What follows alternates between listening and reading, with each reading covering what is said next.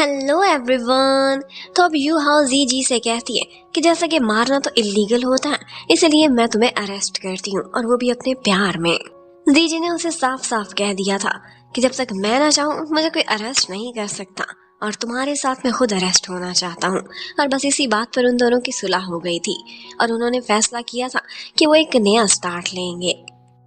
अब वो दोनों अपना क्वालिटी टाइम एक साथ बिताते हैं, और फिर उसके बाद जीजी जब शावर ले रहा था तो यू हाओ के पास एक मैसेज आता है, और वो मैसेज ये था कि मैं तुम्हारा नया कांटेक्ट हूँ।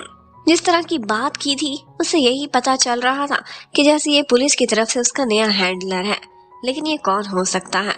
वैसे भी उन लोगों ने कोड्स रखे हुए थे, इसलिए उसे लगता था कि कोई मुझे जल्दी धोखा नहीं दे सकता। वो उसे यही रिप्लाई कर दिया कि ठीक है, फिर कोड के अकॉर्डिंग उस जगह पर पहुंच जाना जहां पर हमें मिलना होगा। अब कोड उसने देने किस तरह से थे, ये भी उनका एक स्पेशल प्रोसीजर था जो कि उसने अपने अंकल के साथ सेट किया हुआ था। एक्चुअली यू हाओ को पोएट्री बहुत पसंद थी, वो अक्सर बुक्स पढ़ने के लिए जाया करती थी, और बुक स्टोर पर भी उसने डिफरेंट बुक्स के ऊपर ऐसे कोड्स रखे हुए थे कि जिसके थ्रू अगला बंदा बाद में वहां आकर ये अंदाजा लगा सकता है कि कहाँ पर कौन सा मैसेज दिया हुआ है। जबकि दूसरी तरफ जी जी बेचारा, उसने तो पूरी की पूरी नजर रखवाई हुई थी। आजकल उसे यू हाओ पर थोड़ा बहुत शक होने लगा था। उसे यही रिपोर्ट मिलती है कि यू हाओ बुक स्टोर गई थी, एक ऑर्फनेज गई थी, और हाँ, वो एक बेबी स्टोर भी गई थी। बच्चों की कुछ आइटम्स खरीदी हैं उसने वहां से। ये सुनते ही जी जी के फेस पर स्माइल आ जाती है। उसे बहुत अच्छा लग रहा था कि यू हाओ को बच्चे बहुत पसंद है, और वो मेरे साथ एक फैमिली स्टार्ट करना चाहती है। और वो रूदलेस माफिया खड़ा खड़ा बस ब्लश किए जा रहा था। अब यू हाओ ने उन जगहों पर कोड्स छोड़ दिए थे, और उसके अकॉर्डिंग एक खास डेट और एक खास जगह पर उसने अपने हैंडलर के साथ मिलना था। लेकिन जिस टाइम पर वो जाने लगती है तो देखती है कि जीजी आकर उसकी गाड़ी में बैठ गया है। उसे देखते ही वो एकदम परेशान हो जाती है कि अब मेरा मिशन कैसे पूरा होगा। वो तुरंत ही अपना प्लान चेंज करती है और किसी और जगह जाने का ड्राइवर को कह देती है। लेकिन जीजी उससे कहता है कि जहां तुमने पहले जाने का बोला था वहीं जाऊंगा तुम्हारे साथ, मैं तुम्हारे कोई प्लान्स चेंज नहीं करना चाहता। लेकिन यू हाओ का कहना था कि वो तो एक टेम्पल है, तुम वहां पर आकर बोर ना हो जाओ। यू हाओ काफी डरी हुई थी कि कहीं जीजी कुछ देख ना ले, और उसका 9 बजे का टाइम भी होने वाला था। बस 1-2 मिनट्स रहते थे कि इतने में जीजी को एक कॉल आ जाती है, और उसे देखकर लग रहा था कि ये बहुत इंपॉर्टेंट कॉल है। वो यू हाओ को वहां अकेला छोड़ कॉल अटेंड करने चला जाता है। अब यू हाओ खड़ी इंतजार कर रही थी, और इतने में पीछे से जाओ जी हैंग आ जाता है, और वो वही कोड वर्ड में उसे ये बताता है कि मैं तुम्हारा नया हैंडलर हूँ। वो ठीक टाइम पर पहुंचा था, हर चीज उसने क्रैक कर ली थी, इसका मतलब है कि वो ऑथेंटिक हैंडलर है। उसकी आवाज सुनते ही यू हाओ की आंखों में आंसू आ जाते हैं, और उसे बहुत सारे फ्लैशबैक आते हैं। वो दोनों एक दूसरे को लाइक किया करते थे, लेकिन अचानक से यू हाओ ने उससे ब्रेकअप कर लिया था, और उसे ये कहकर छोड़ दिया था कि तुम्हारा ट्रांसफर हो चुका है, अब तुम मुझे दिखाई भी नहीं दोगे, और वैसे भी मेरी जिंदगी में कोई और आ चुका है। लेकिन आज जाओ हैंग उससे कहता है कि अच्छा, तो ये वजह थी कि तुमने मुझे छोड़ा था, और मैं फजूल में तुम पर शक कर रहा था कि तुम अच्छी लड़की नहीं। यू हाउ उससे प्रोफेशनली बात करना चाहती थी। वो उससे पूछती है कि पुलिस में जो गद्दार फिर रहा है, क्या उसे पहचाना अभी तक। लेकिन जी हैंग कहता है कि वो मिला नहीं, और फिर उसे बताता है कि किस तरह से मुझे नया सुपरिटेंडेंट बनाया गया था, और तुम्हारे अंकल गुआन की सारी रिपोर्ट्स ऑफ फाइल्स जिस केस पर वो काम करते थे वो मुझे सौंप दिया गया, और वहीं पर ही कुछ कोड वर्ड्स लिखे हुए थे, और वहीं से मैंने पहचान लिया कि कोई खबरी है जो उनके लिए काम कर रहा है। मैंने एक्सपेक्ट नहीं किया था कि वो इन्फॉर्मेंट तुम निकलोगी। लेकिन इतने में ही उसे कॉल आने लगती है। जीजी की कॉल खत्म हो गई थी और वो उसे तलाश कर रहा था। जब जीजी उस टेम्पल के अंदर एंटर होता है तो देखता है कि यू हाओ वहां बैठी पूजा कर रही है, और उसके बाद वो उसे एक ब्रेसलेट भी पहनाती है और कहती है कि मास्टर यहाँ से अभी गए हैं, उन्होंने तुम्हारे लिए दिया था। और वाकई कोई आदमी उस कमरे से अभी अभी निकला था, उसकी बस एक ग्लिम्प्स ही थी जो कि जीजी देख सका था। अब यू हाओ उसे जबरदस्ती पकड़ती अपने साथ बिठा लेती है, और उससे कहती है कि बेबी के लिए मेरे साथ मिलकर प्रे करो। जीजी को ये बात अच्छी तो बहुत लगती है, लेकिन फिर भी उसके मन में कोई चीज थी जो खटक रही थी। अब नेक्स्ट ही डे उन लोगों को पता चलता है कि उनके एक अड्डे पर छापा पड़ा है, और वो कोई और नहीं बल्कि जाओ हैंग ही था। और वो उनके खास आदमी वे को वहां से अरेस्ट करके ले जाता है, जो कि जिया ली के लिए काम करता था, और उसके लिए बिल्कुल एक फैमिली मेंबर की तरह था। और यही वो आदमी वे था जिसने अंकल गुआन को भी मारा था। जीजी देखता है कि जैसे ही जाओ हैंग वहां से जा रहा था तो उसने बिल्कुल वैसी सी घड़ी पहनी हुई थी जैसे उसने कल रात टेम्पल में देखी थी, और बस वहीं से उसे कोई ना कोई शक होने लगता है। लेकिन इतने में ही वहां पर यू हाओ आ जाती है। उसने बहुत ही सुंदर सा ड्रेस पहना हुआ था, वो आज बहुत ही प्रिटी लग रही थी। लग रहा था कि आज उसके लिए एक बहुत ही स्पेशल दिन है, और जीजी भी खुश था। वो उससे कहता कि आज का दिन बहुत अरसे बाद आया है, हमारी एक नई ब्रांच खुल रही है, उनका एक क्लब ओपन हो रहा था और वो एक स्पेशल जगह पर था।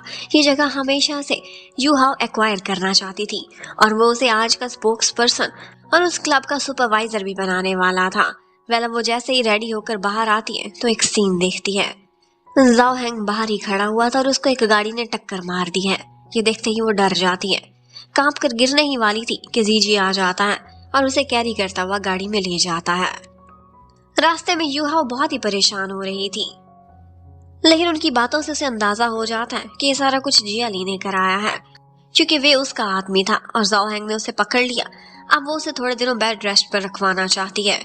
जाओ हैंग को ज्यादा इंजरीज नहीं हुई, वो बच तो गया है, लेकिन अभी अपना कंट्रोल हासिल नहीं कर सकेगा।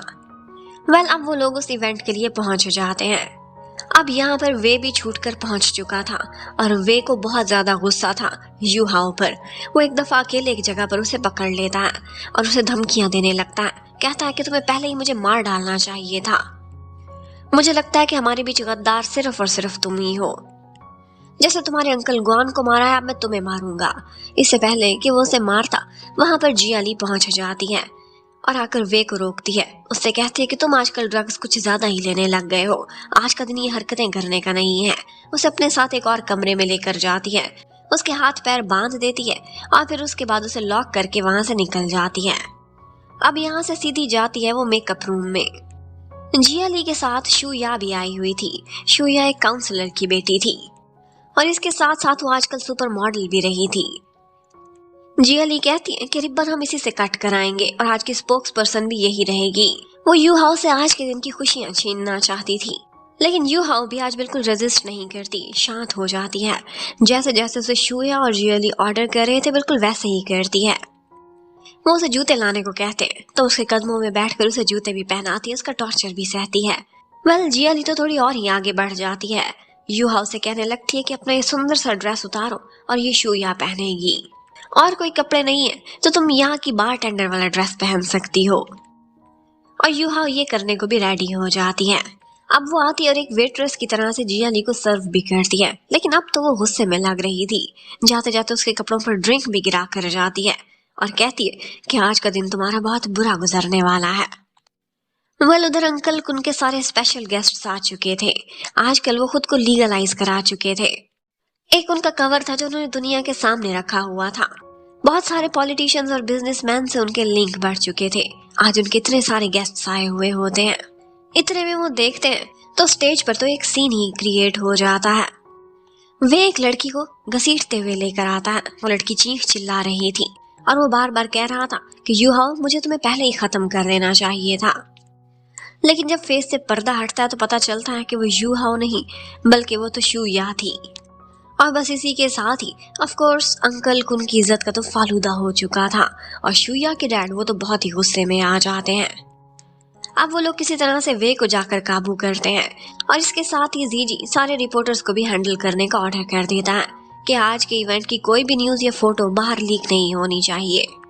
वेल, अब इवेंट तो डिस्ट्रॉय हो ही चुका था, लेकिन उसके बाद जिया ली को समझ आती है कि ये सारी चाल और हमें ट्रैप करना किसी और का नहीं बल्कि यू हाओ का ही प्लान था। वो चिल्लाती है, गुस्सा करती है, लेकिन यू हाओ तो एक विक्टिम बनी हुई थी जिसे टॉर्चर करके उसका ड्रेस भी छीन लिया गया और उसे वेट्रेस वाले कपड़े भी पहना दिए गए। जिया ली बहुत चिल्लाती, उसे मारना भी चाहती थी, लेकिन अंकल कुन आगे बढ़ते हैं और जिया ली को ही एक थप्पड़ मार देते हैं।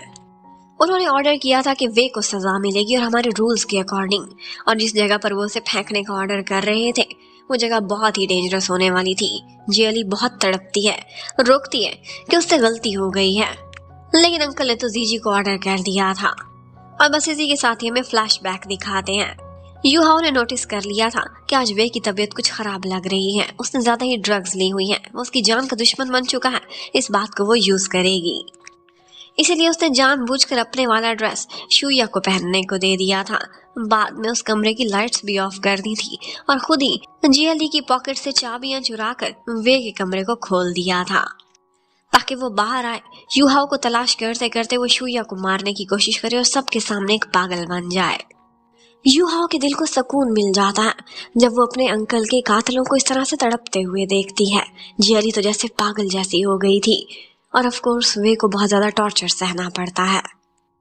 जबकि उधर जीजी ने भी अपने आदमी को एक न्यूज इकट्ठा करने को कहा था और उसे पता चलता है कि उस दिन टेंपल में जब यूहाओ विजिट करने के लिए गई हुई थी तो उसी दिन जाओ हैंग भी उसी एरिया में आया हुआ था, लेकिन वो पुलिस की कोई सेरेमनी अटेंड करने आया था। यहाँ पर जीजी को लगता है कि ये सिर्फ इत्तेफाक नहीं हो सकता। अब उसके बाद जीजी आता है और यूहाओ को जो चोटें लगी हुई थी उसे बैंडेज लगाने लगता है। साथ ही साथ उससे कह रहा था कि यहाँ के सारे फैसले किसको क्या सजा देनी है ये सिर्फ अंकल को नहीं कर सकते हैं, किसी को और को अधिकार नहीं है। अगर कोई और ऐसा करेगा तो उसे इनसे भी बुरी सजा मिलेगी। अब इशारे इशारे यूहाओ को उसका मैसेज समझ आ जाता है। वो ये कहना चाहता था कि मैंने तुम्हें दिल को सुकून देने के लिए ये सीन नहीं दिखाया, बल्कि इसलिए दिखाया है कि यहाँ की सजा बहुत बुरी होती है। अब इसके बाद वो उसे कहने लगता है कि आज जो भी हुआ बहुत बुरा हुआ और उसको कॉम्पनसेट करने के लिए अब इसे हैंडल करने में तुम्हें कोई डिस्टर्ब नहीं करेगा। और इसके साथ ही वो उसे एक पेंडेंट भी गिफ्ट में देता है। और फिर उसके बाद जिंदगी फिर से रूटीन में आ जाती है। जो कुछ पहले हो रहा था फिर से वही होने लगता है। जबकि जियाली और वे दोनों ने अपनी अपनी सजा काट ली थी। जब वे बाहर निकलता है तो वो आधा मरा हुआ था, उसे डॉग्स से टॉर्चर कराया गया था। जियाली वे को संभालती है और उससे कहने लगती है कि अब हम भी उसी तरह से चाल चलेंगे जैसे यूहाओ ने हमें घायल किया है। वो उसके लिए एक जाल बुनने की प्लानिंग करते हैं। उसे दिखाना चाह रहे थे कि कोई सबूत है। जब वो चोरी करेगी और अपने हैंडलर को देगी तो वो उसे रंगे हाथों पकड़ेंगे। और बस इसी के साथ ही पार्ट 2 भी एंड होता है। Thank you for watching. Bye bye.